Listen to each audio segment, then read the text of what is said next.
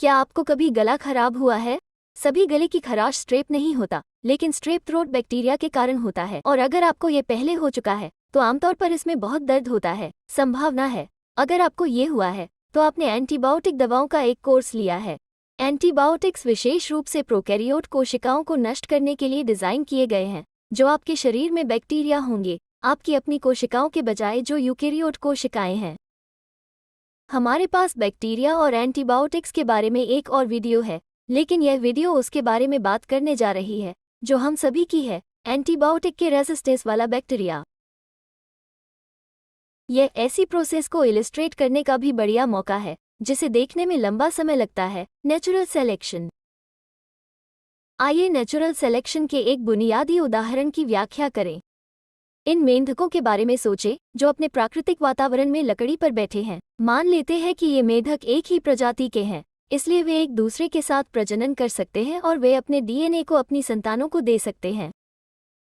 स्वाभाविक रूप से इन मेंढकों में विविधता है। इनमें से कुछ मेंढक गहरे हरे रंग के होते हैं, शायद लगभग भूरे रंग के। उनमें से कुछ हल्के हरे रंग के हैं। एक ही प्रजाति में भी कई प्रकार के लक्षण पाए जाते हैं। जैसा लोगों में होता है तो वापस लकड़ी के टुकड़े पर चलते हैं। आप जानते हैं कि इस प्राकृतिक वातावरण में और क्या है? शिकारी। और शिकारियों को यहाँ पता चल रहा है कि गहरे रंग के मेंढकों की तुलना में हल्के रंग के मेंढकों को इस जगह पर देखना बहुत आसान है। इसलिए इस विशेष वातावरण में गहरे रंग के मेंढकों को जीवित रहने में आसानी होती है और यदि वे प्रजनन कर सकते हैं तो संभावित रूप से उनकी फिटनेस बेहतर होती है।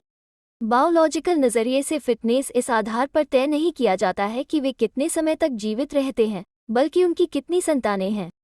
ये गहरे रंग के मेंढक अपने डीएनए को अपनी संतानों तक पहुंचाते हैं ताकि नए बच्चे मेंढकों में के माता पिता का डीएनए हो। हल्के मेंढकों को इसलिए चुना जा रहा है क्योंकि वे इस वातावरण में आसानी से देखे जा सकते हैं। लंबे समय तक आप गहरे रंग के मेंढकों की ज्यादा फ्रीक्वेंसी देखने की उम्मीद कर सकते हैं। यदि यह बहुत लंबे समय तक जारी रहता है तो इसकी वजह से इस इलाके के सभी मेंढक गहरे रंग के हो सकते हैं। इवोल्यूशन यानी समय के साथ बदलाव हो सकता है क्योंकि नेचुरल सेलेक्शन हुआ है। नेचुरल सेलेक्शन इवोल्यूशन का मैकेनिज्म है। एक बात पर ध्यान देना होगा, लेकिन जरूरी नहीं है कि हल्के रंग के लिए एलील पूरी तरह से चला गया है। एलील अव्यवस्थित हो सकता है और आबादी के साथ चल सकता है, और क्रॉसिंग ओवर और म्यूटेशन जैसी प्रोसेस के कारण विविधता के मौके हैं। लेकिन यह आवास और शिकारियों में बदलाव नहीं होता है तो गहरे रंग के मेंढकों फिटनेस ज्यादा बनी रहेगी। अब हम ये बताना चाहते हैं कि वेरिएशन या म्यूटेशन ऐसी चीजें नहीं हैं जो एक मेंढक इच्छा से कर सकता है। मेंढक यह नहीं सोच सकते मेरे लिए गहरे रंग का होना बेहतर है, इसलिए मैं गहरे रंग का होने के लिए कुछ बदलाव करने जा रहा हूँ, क्योंकि अगर यह सच होता तो यह मानकर चलिए कि मैं भी थोड़ी अलग होती। म्यूटेशन और वेरिएशन रैंडम है। ये संभव है कि किसी जीव की फिटनेस पर उनका कोई प्रभाव न हो, इसलिए उस स्थिति में यदि वो जीव रिप्रोडक्शन करता है तो जीन को पास किया जाता है। या वेरिएशन और म्यूटेशन नकारात्मक हो सकते हैं। यदि वे नकारात्मक हैं और नकारात्मक रूप से जीव की फिटनेस को प्रभावित करते हैं, यानी कोई बच्चा नहीं होता है, तो वो विशेषता आगे पास नहीं होगी।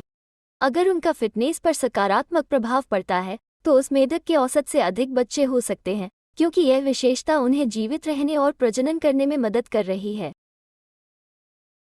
ये पास किए गए जीन ज्यादा बच्चों को मिलेंगे। समय के साथ वो गुण जो फायदेमंद है जनसंख्या में ज्यादा दिखेगा। तो इसका एंटीबायोटिक दवाओं से होने वाले बैक्टीरिया में नेचुरल सिलेक्शन से क्या लेना देना है? ध्यान रखें, बैक्टीरिया में भी वेरिएशन होती है। उदाहरण के लिए उनमें से कुछ में एक बढ़ी हुई सेल वॉल हो सकती है जो एंटीबायोटिक के लिए प्रवेश करना कठिन बना देती है, या उनमें ऐसे एंजाइम हो सकते हैं जो एंटीबायोटिक को तोड़ने में मदद कर सकते हैं। याद रखें कि बैक्टीरिया ने खुद से ये लक्षण पाने की इच्छा नहीं की है। मेंढक वाले उदाहरण की तरह ये रैंडम वेरिएशन है। हालांकि जब आप एंटीबायोटिक्स लेते हैं तो पर्यावरण में बदलाव होता है। जिन बैक्टीरिया में उस खास एंटीबायोटिक में भी बचे रहने की विशेषता होती है उनकी फिटनेस ज्यादा होती है और वे प्रजनन कर सकते हैं और अपना डीएनए पास कर सकते हैं। बैक्टीरिया जिनमें एंटीबायोटिक से लड़ने के लक्षण नहीं हैं, उनकी फिटनेस अच्छी नहीं है क्योंकि वे मर रहे हैं। यदि वे मर रहे हैं तो उनके पास फिटनेस नहीं हो सकती। सिलेक्शन हो चुका है और रेजिस्टेंट बैक्टीरिया बचे हैं। एक बार जब उनके सारे प्रतिस्पर्धी खत्म हो जाते हैं तो वे कुछ प्रतिस्पर्धियों के साथ आसानी से प्रजनन कर सकते हैं और उनकी संतान को वो जीन मिलेगी जो उन्हें उस खास तरह के एंटीबायोटिक के लिए रेजिस्टेंट होने की अनुमति देता है। बैक्टीरिया में जीन को अन्य बैक्टीरिया में ट्रांसफर करने की अद्भुत क्षमता भी होती है, इसलिए वे उस रेजिस्टेंट जीन को अन्य बैक्टीरिया के साथ साझा कर सकते हैं। ये संभव है कि वो खास तरह का एंटीबायोटिक भविष्य में इस व्यक्ति के लिए उतना प्रभावी न हो। अस्पतालों में विशेष रूप से यह चुनौती है क्योंकि वे एक बंद वातावरण में बैक्टीरिया के संक्रमण वाले कई रोगियों का इलाज कर रहे हैं। स्वास्थ्य कर्मियों में साफ सफाई की आदत होनी चाहिए ताकि वे रेजिस्टेंट बैक्टीरिया इन्फेक्शन को एक व्यक्ति से दूसरे में न फैला सकें। तो जबकि यह नेचुरल सिलेक्शन का एक उदाहरण है जो कम समय में देखा जा सकता है, जिसकी वजह से बैक्टीरिया में एवोल्यूशन हो सकता है, इस रेजिस्टेंट के मामले में क्या किया जा सकता है? वैज्ञानिक अक्सर नए एंटीबायोटिक्स डेवलप करते रहते हैं क्योंकि हमारे पास कई तरह के एंटीबायोटिक्स उपलब्ध हैं ताकि वे बैक्टीरिया से एक कदम आगे रह सकें। लेकिन अभी भी बैक्टीरिया के स्ट्रेन हैं जो आमतौर पर इस्तेमाल की जाने वाली एंटीबायोटिक दवाओं के लिए रेजिस्टेंट डेवलप कर चुके हैं, जिससे इसका इलाज करना बहुत मुश्किल हो जाता है। इसलिए सिर्फ बैक्टीरिया इन्फेक्शन के लिए एंटीबायोटिक्स लेना महत्वपूर्ण है। एंटीबायोटिक्स वायरस के खिलाफ काम नहीं करते हैं और जब आपको उनकी ज़रूरत नहीं होती है तो आप अपने शरीर को एंटीबायोटिक्स नहीं देना चाहेंगे। इससे उन बैक्टीरिया का सिलेक्शन हो जाएगा जिनमें किसी तरह का रेजिस्टेंस है। ये बताना भी महत्वपूर्ण है कि डीटैप वैक्सीन जैसे कई टीके आपको डिप्थीरिया, टेटनस और पर्टुसिस जैसे गंभीर संभावित घातक बैक्टीरिया इन्फेक्शन से बचा सकते हैं।